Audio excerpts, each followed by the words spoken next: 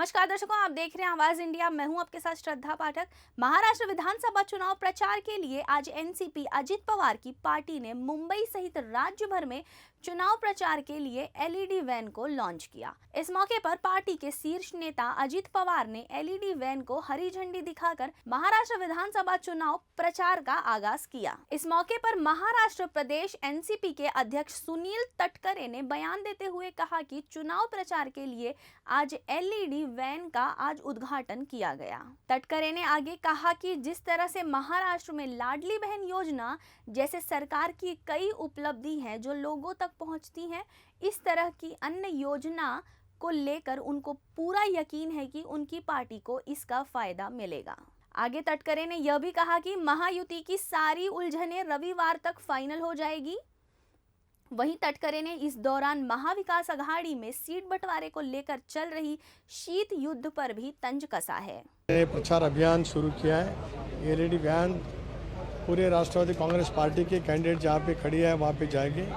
महायुति के सरकार ने जो कुछ लोगों के हित के लिए योजनाएं लाई हैं, खास तौर पर लाडली बहन ये योजना, किसानों के लिए दी हुई माफ़ी और जो कुछ और सारे योजनाएं, इस योजना का प्रचार इस एलईडी के माध्यम से किया जाएगा। मैं उम्मीद रखता हूं, मुझे विश्वास है, पूरी तरह से विश्वास है कि महाराष्ट्र की जनता दोबारा महायुति को चुन के लाएंगी। अजित दादा के नेतृत्व में राष्ट्रवादी कांग्रेस पार्टी का स्ट्राइक रेट इस विधानसभा चुनाव में बहुत सारा अच्छा रहेगा। 95% हमने तय किया है। आप देखते होंगे कि महाविकास आघाड़ी में तो किधर कितना क्या है किसी को मालूम नहीं। हम तो बहुत आगे उसके बारे में गए हैं। आज शाम तक इसके बारे में फैसला हो जाएगा, क्योंकि आज और कल 2 दिन छुट्टियाँ हैं। हमको सबको मालूम है कि 2 दिन ही बचे हैं, यानी 28 और 29, उसके लिए भी और 2-3 दिन है। आज शाम तक उसके बारे में फैसला तय किया जाएगा। कोई भी राजकीय कार्यकर्ता किसी भी पार्टी के, स्वर्गीय यशवंतराव चव्हाण साहब ने महाराष्ट्र को एक अच्छी तरह से विचारधारा दी है। जब आप चुनाव में रहते हैं, चुनाव आते हैं, चुनाव जाते हैं, लेकिन एक आइडियोलॉजी, इसके ऊपर आप बहस कर सकते हैं। इसके बारे में हर एक के राजनीति में अलग अलग राजकीय विचार रहेंगे, लेकिन जब हम प्रचार के दौरान काम करते हैं तब व्यक्तिगत टिप्पणी करना ये उचित नहीं है। महाराष्ट्र विधानसभा चुनाव प्रचार के लिए एनसीपी अजित पवार की पार्टी ने आज मुंबई सहित राज्य भर में प्रचार के लिए तकरीबन 1.5 दर्जन चुनावी रथ को लॉन्च किया। अजित पवार के इन एलईडी वैन, जिसे चुनावी रथ भी कह सकते हैं, इस दौरान हमारे संवाददाता अंजनी मिश्रा ने अजित पवार की इन चुनावी रथों का लिया विशेष जायजा। महाराष्ट्र में विधानसभा चुनाव का बिगुल बज चुका है। सभी पार्टियां अपने अपने ढंग से चुनावी तैयारियों में लग चुकी हैं। इस वक्त मैं मौजूद हूं मंत्रालय के ठीक सामने, एनसीपी अजित पवार का ऑफिस है। यहाँ पर देखिए, दफ्तर के सामने जो है यहाँ पर चुनावी रथ खड़े हैं।